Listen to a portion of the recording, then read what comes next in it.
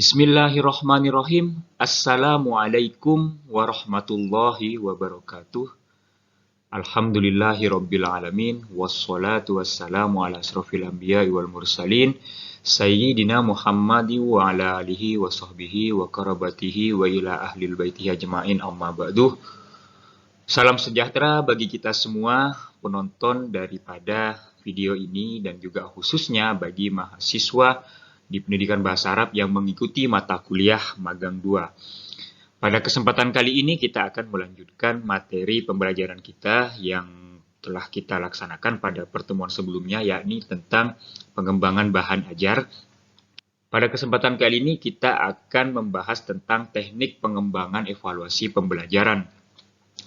Pada bagian ini merupakan bagian akhir daripada penyampaian materi yang akan saya sampaikan pada semester ini maupun pada perkuliahan magang 2 ini, sebelum nantinya mahasiswa akan turun ke lapangan untuk melakukan observasi di sekolah terkait dengan penyusunan RPP. Nah, maka penting ini merupakan bagian akhir daripada penyusunan RPP, yakni bagaimana mengembangkan alat evaluasi dalam pembelajaran. Berbicara tentang evaluasi pembelajaran, kita mengenal beberapa istilah. Setidaknya ada 3 istilah. Pertama namanya istilah evaluasi.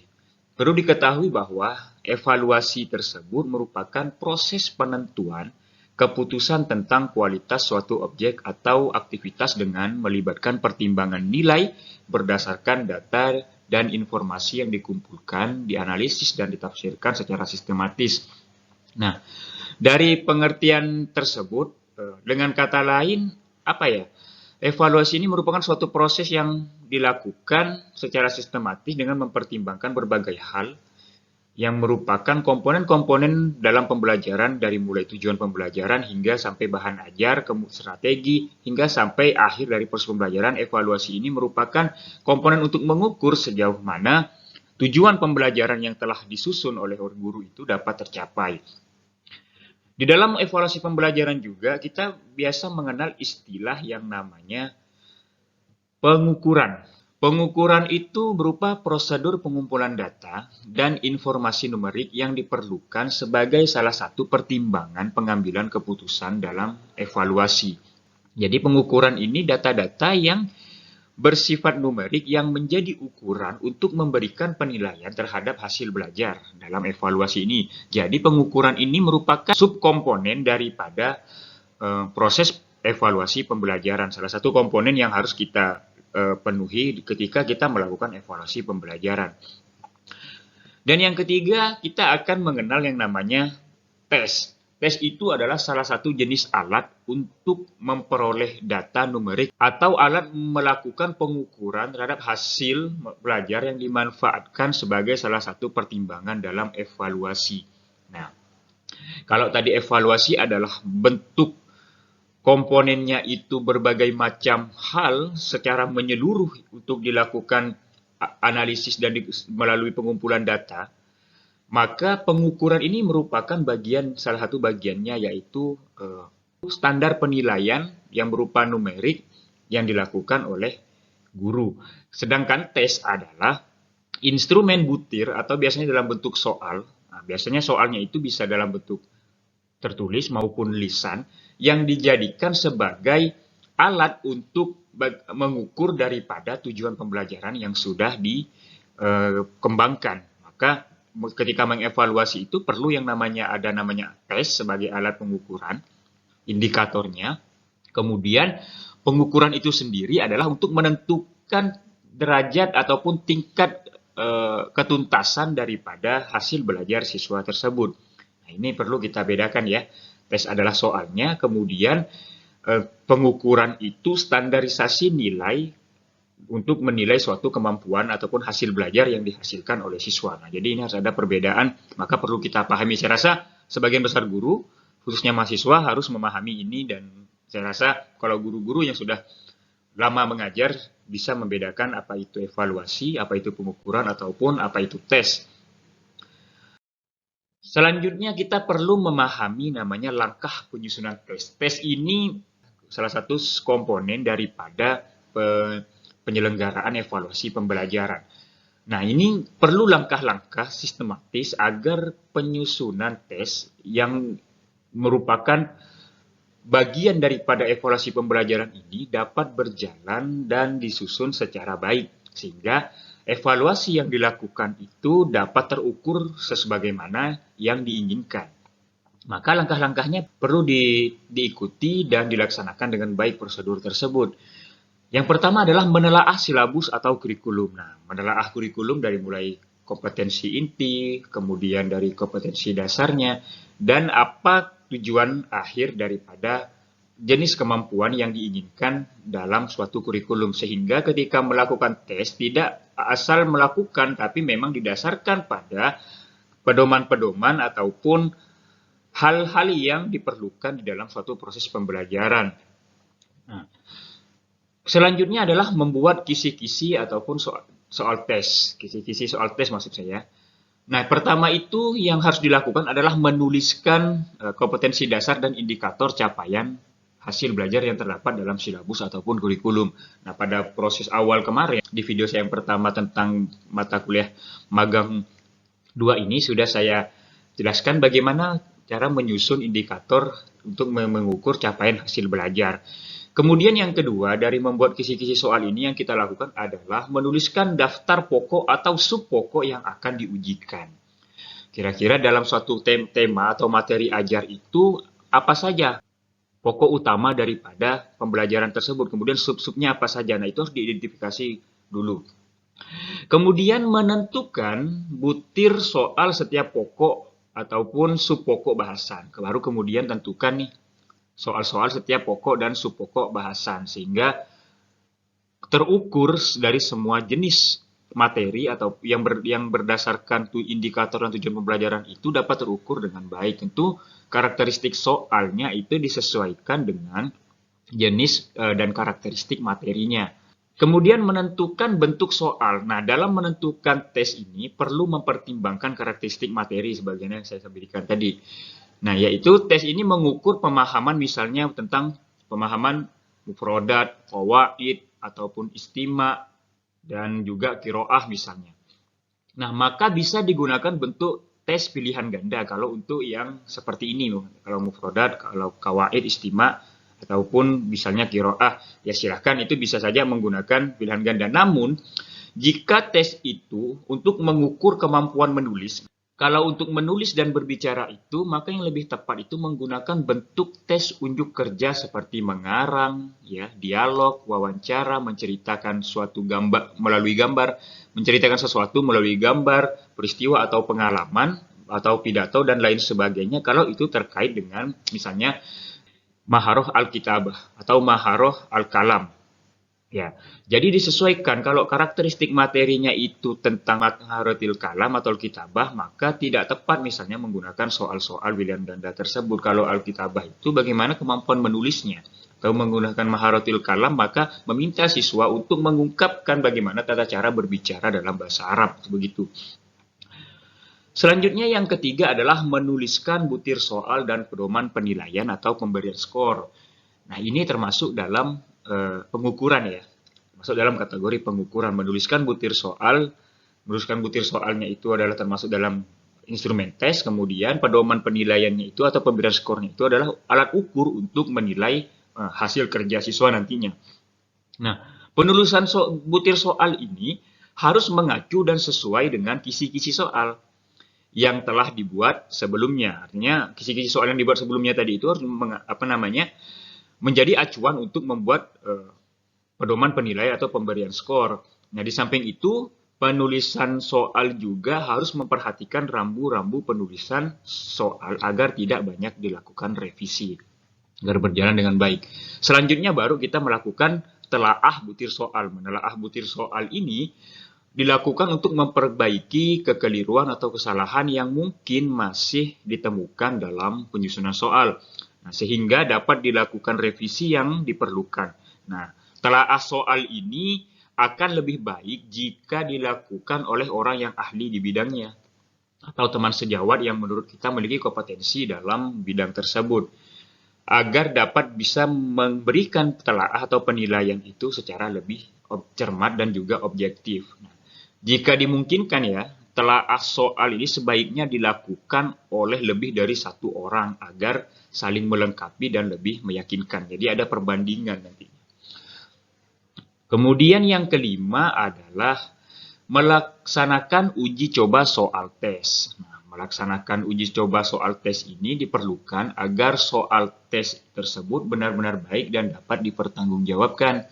Misalnya akan dipergunakan untuk tes standar atau untuk penelitian. Nah, namun untuk keperluan pengujian di kelas ini, misalnya untuk ujian tengah semester atau akhir semester, uji coba tersebut tampaknya tidak dilakukan oleh guru. Karena memang uji coba butir soal ini guru sudah memahami karakteristik siswa dan juga karena sudah melakukannya dalam satu semester, biasanya sudah memiliki keyakinan bahwa soal ini sudah sangat valid seperti itu. Maka harus juga mempertimbangkan dalam soal itu ada istilah misalnya reliabilitas dan juga validitasnya juga harus harus dipertimbangkan. Itu penting. Kemudian yang keenam, menganalisis butir soal dan jawaban. Nah, berdasarkan data dari uji coba soal tes tadi tersebut, selanjutnya dilakukan analisis butir soal dan jawaban dengan menggunakan rumus uji validitas dan reliabilitas hasil tes yang tadi saya bilang, serta uji tingkat kesukaran. Nah, ini ada 3 hal untuk menguji daripada menganalisis butir soal dan jawaban. Pertama, menggunakan uji validitas, uji dan juga reliabilitas hasil tes dan juga tingkat kesukaran. Ini harus diperhatikan. Nanti silakan mahasiswa bisa membaca lagi apa itu validitas, reliabilitas dan juga uji kesukaran. Ini penting untuk dilakukan. Jadi membuat soal dan jawaban itu jangan sampai ngasal gitu. Asal membuat, tetapi perlu adanya uji coba untuk memastikan bahwa soal ini benar-benar valid dan layak untuk diberikan kepada siswa. Nah, kemudian yang selanjutnya adalah memperbaiki dan merakit butir soal. Apa yang dilakukan? Berdasarkan analisis soal tersebut, jika memang soal yang telah disusun tersebut belum memenuhi kualitas yang diharapkan, maka perlu diperbaiki dan direvisi seperlunya. Selanjutnya, butir-butir soal itu dirakit agar menjadi sebuah tes yang siap digunakan. Jadi bentuk soal yang sejenis disusun dalam satu kelompok misalnya, dan butir soal diurutkan berdasarkan tingkat kesulitannya. Butir soal yang tingkat kesulitannya rendah itu diletakkan di nomor-nomor awal. Nah, dan yang tingkat kesulitannya itu tinggi ditempatkan pada nomor-nomor akhir. Hal ini juga untuk memicu motivasi siswa agar termotivasi untuk mengikuti ketika mengikuti soal kita, mengikuti ujian misalnya, maka perlu kalau yang sukar kita berikan di awal, khawatirnya nanti dia habis banyak waktu untuk mengerjakan soal yang sukar terlebih dahulu sehingga yang mudah pun akhirnya tidak bisa dikerjakan karena sudah lelah untuk menyelesaikan soal-soal yang sukar. Maka kemudian kalau bisa urutan itu dari yang mudah kepada yang sulit, yang relatif sulit ya tentunya.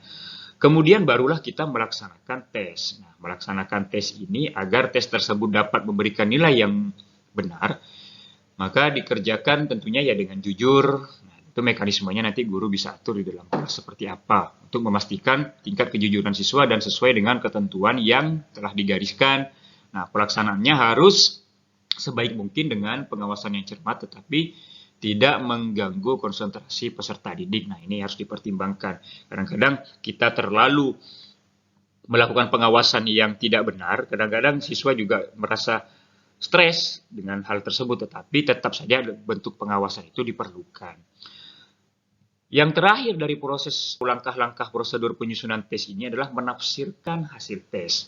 Nah, hasil tes berupa misalnya data kuantitatif yang berupa skor ya. Kuantitatif itu misalnya nilai 1 sampai 10 atau 10 sampai 100 perlu diinterpretasikan sehingga menjadi nilai yang merupakan informasi mengenai ketercapaian hasil pembelajaran.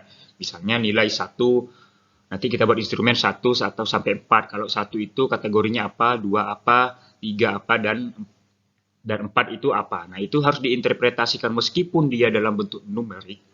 Misalnya, dalam bentuk numerik, tetapi juga harus diinterpretasikan dari numerik itu dianggap atau diklasifikasikan dia itu masuk dalam kategori ke tingkat ketercapaian pembelajaran itu seperti apa. Jadi harus ada hal yang jelas terkait dengan proses penilaian. Misalnya ketika ya 1 sampai 30 itu mendapatkan nilai D, D itu apa kategorinya, langsung terus misalnya 40 sampai 60 itu C, nah, dan lain sebagainya. Misalnya 60 sampai 80 itu B, baik. Nah, disebut baik itu apa, kemudian 80 sampai 100 itu misalnya dianggap sempurna atau sangat istimewa.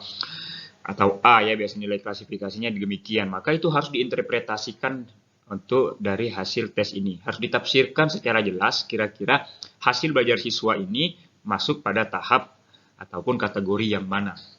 Itu penting dalam penyusunan tes sebagai salah satu komponen evaluasi dalam pembelajaran. Selanjutnya ini contoh alat tes ya, yang disebut tes. Alat tesnya itu misalnya kita membuat suatu indikator yang sudah disusun pada, ini saya ambil contoh indikator yang kemarin sudah kita susun. Misalnya melafazkan bunyi kosakata yang didengar tentang at-ta'aruf. Nah, instrumen butir soalnya itu bisa jadi bentuknya adalah lafazkan mufrodat atau kosakata terkait dengan perkenalan diri dengan baik dan benar. Nah, untuk menafsirkan baik dan benar ini apa? Nah, inilah yang perlu dilakukan yang namanya alat ukur yang disebut dengan baik dan benar ini harus ada ukuran yang jelas, apakah itu dalam bentuk numerik ataupun dalam bentuk naratif. Nah, ini. Kemudian untuk menafsirkan itu, salah satu contohnya yang bisa saya contohkan adalah, misalnya untuk mengukur alat ukurnya itu yang disebut dengan baik dan benar itu makhrajnya. Pertama, makhrajnya itu, makhraj itu tempat keluar huruf. Ini sudah pernah saya sampaikan juga ini dalam ketika membahas tentang tes acuan patokan pada beberapa video sebelumnya. Alat ukurnya itu berupa skor angka numerik ini. Tadi ada soal tesnya, soal utamanya. Sekarang bagaimana cara mengukurnya ini? Untuk menerjemahkan daripada tes tadi.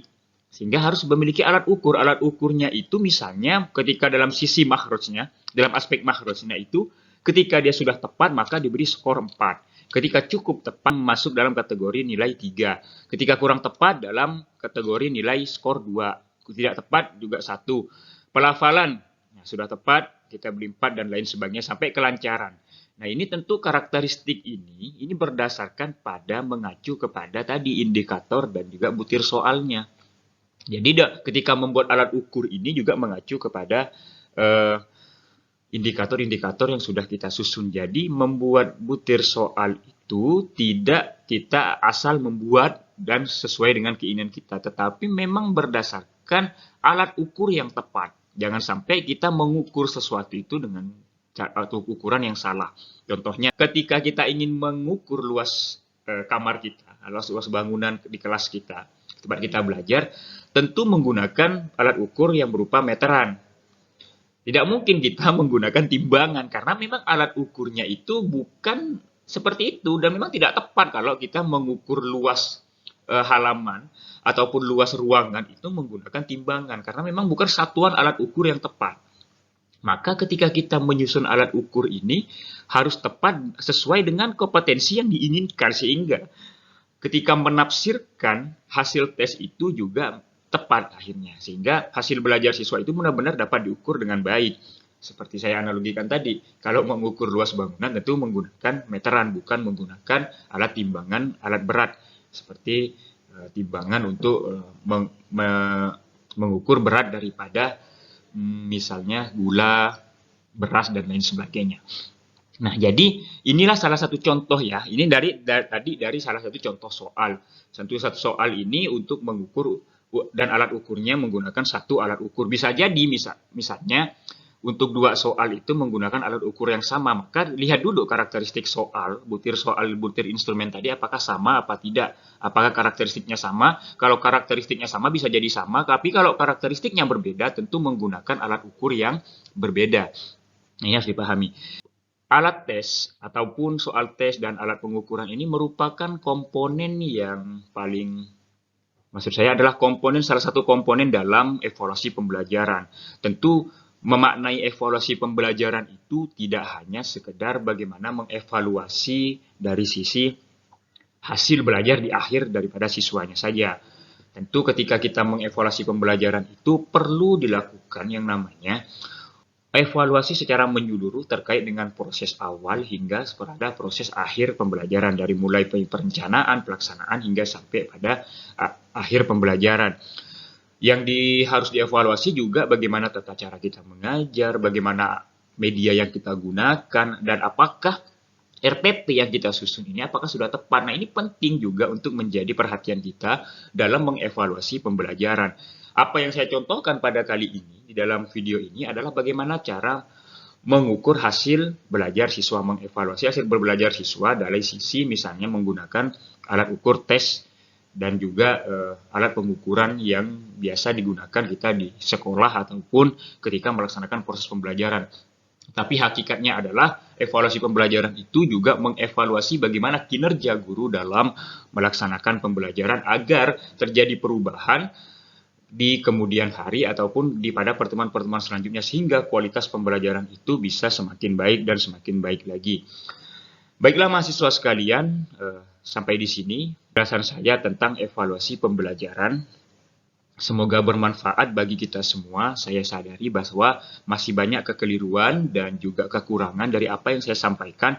Maka saya berharap para mahasiswa sekalian dan juga penonton daripada video ini dapat memberikan masukan agar ke depannya video-video yang bisa saya tampilkan ini lebih baik lagi dan juga sekaligus sebagai bahan evaluasi bagi saya ketika melaksanakan pembelajaran pada mata kuliah ini khususnya. Terima kasih atas segala perhatian. Mohon maaf apabila ada salah kata dan sikap saya selama menjelaskan materi dalam video ini. Semoga bermanfaat bagi kita semua. Saya akhiri, wallahul muwaffiq ila aqwamit thoriq. Assalamualaikum warahmatullahi wabarakatuh.